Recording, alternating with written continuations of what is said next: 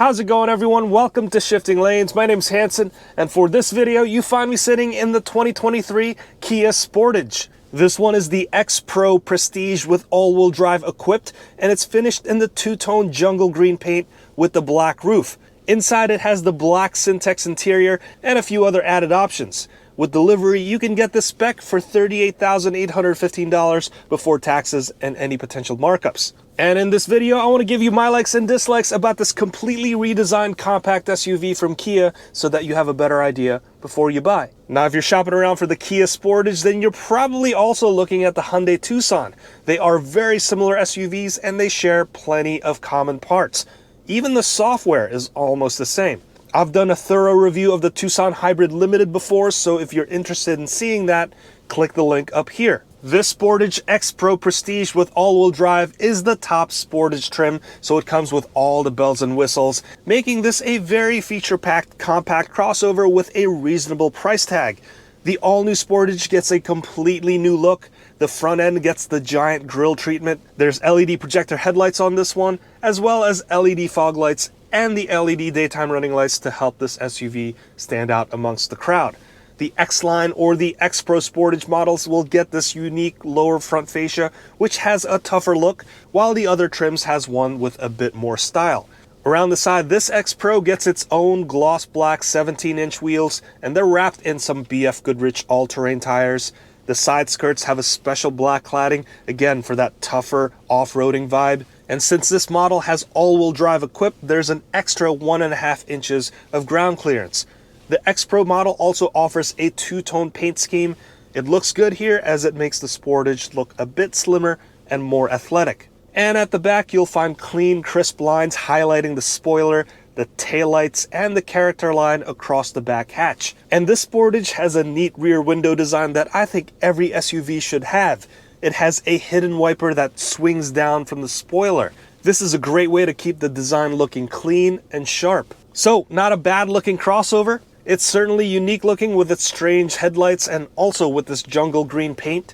It's always tough to do a proper green color on a car, but I think this shade looks quite good on the Sportage. Jumping inside, the new Sportage looks very different compared to the last generation, and the main attraction here is, of course, the dual 12.3-inch screens that's been blended to look like it's one large display. Very futuristic looking. Mercedes-Benz actually does this as well. I just reviewed the AMG GT53, and you can see that review up here.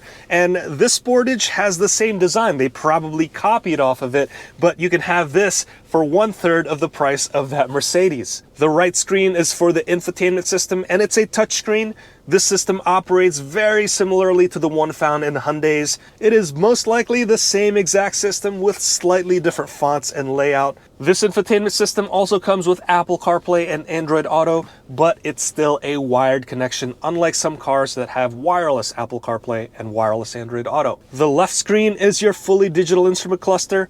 It's another sharp display, and the gauges can change styles depending on your driving modes. You can also show various info in the middle via the steering wheel controls, and just like other Kias and Hyundais with the 360-degree surround view monitor, when you use your blinkers, it'll show you the camera feed from that side that you're going to. That's another great check of your blind spot, in addition to the blind spot warning system on your side view mirrors. Right below the big infotainment screen, you'll find a set of dual-purpose dials and touch-sensitive panel. This is a clever combination of both the HVAC and the music controls.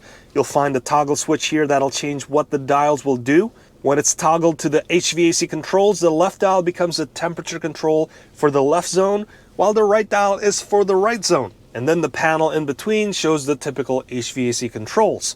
When the panel is toggled on to the music controls, the left dial becomes your volume control, and the right one is for tuning. And then the buttons in the middle also changes. This is a really great way of condensing all of those controls into a much smaller footprint, again making the car look more futuristic and clean looking. And then down below you'll find a set of USB plugs and a wireless charger, and right here on the transmission tunnel you have your traditional gear shifter for the 8-speed automatic transmission. There's a set of buttons for the heated and ventilated seats and the heated steering wheel. There's a cool cup holder design that I really hope will withstand the test of time.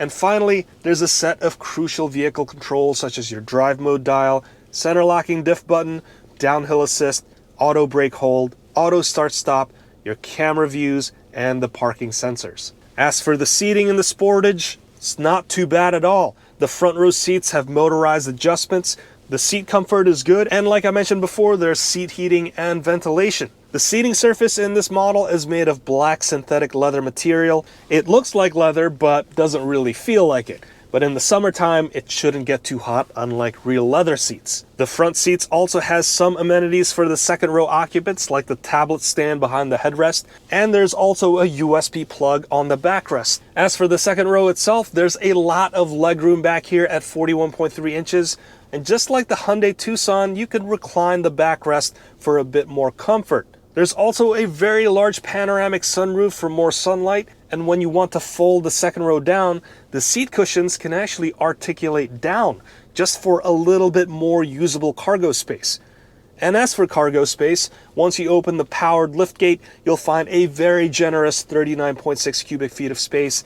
There's also a false floor that opens up to a bit more storage space, as well as your spare tire.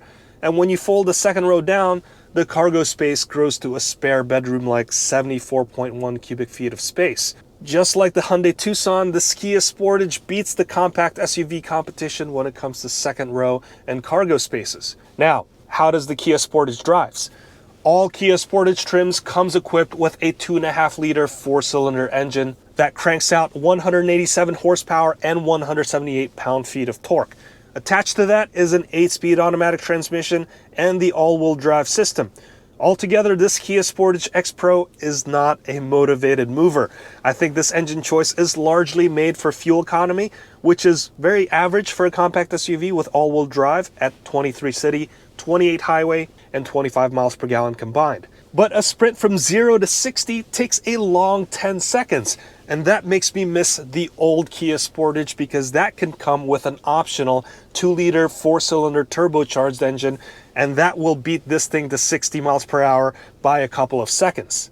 Ride-wise, the Sportage feels pretty good. Road noise isn't too bad, especially considering the X Pro is riding on all-terrain tires. The suspension is also nicely damped, offering a comfortable ride for on-road occasions. As for handling, it handles just like a compact SUV would. There's a decent amount of body roll thanks to the higher center of gravity, but it's still very manageable considering the compact nature of the vehicle and the compact SUV-like curb weight of around 3,500 pounds. If you do plan on taking this off-roading, it should be able to handle some of the more lighter trails like the one I've been on. The 8.3 inches of ground clearance in the all-wheel drive model is also a nice to have, which improves the approach, breakover, and departure angles. I personally depend on something else if you want to do anything more extreme, but for your typical unimproved road and steep gravel driveways, this thing would do just fine. Overall, the KIA Sportage offers a lot of bang for your buck. The redesigned exterior is interesting and unique to say the least. The interior is pretty fantastic. There's so much room and it's filled with a lot of great features, tech, and thoughtful design. For the price, this might just be the best compact SUV out there. I say might because the Hyundai Tucson is very similar to this and it's a great alternative. If you are deciding between this and the Hyundai Tucson, then I'd say you've got a pretty tough choice ahead of you because both vehicles are very similar and offer so much. Personally, I like the exterior design of the Tucson a lot more because I think it's more bold and more interesting looking, but I like the interior design of this Sportage better. I want to hear your thoughts on this, so please leave your comments down below. And like always, if you've learned something from this video or found it entertaining, please consider hitting that like, subscribe, and that notification bell button so that you can be notified anytime we make a new video. Let's wrap it up right there. My name's Hanson. This has been the 2023 KIA Sportage, and I'll see you in the next one.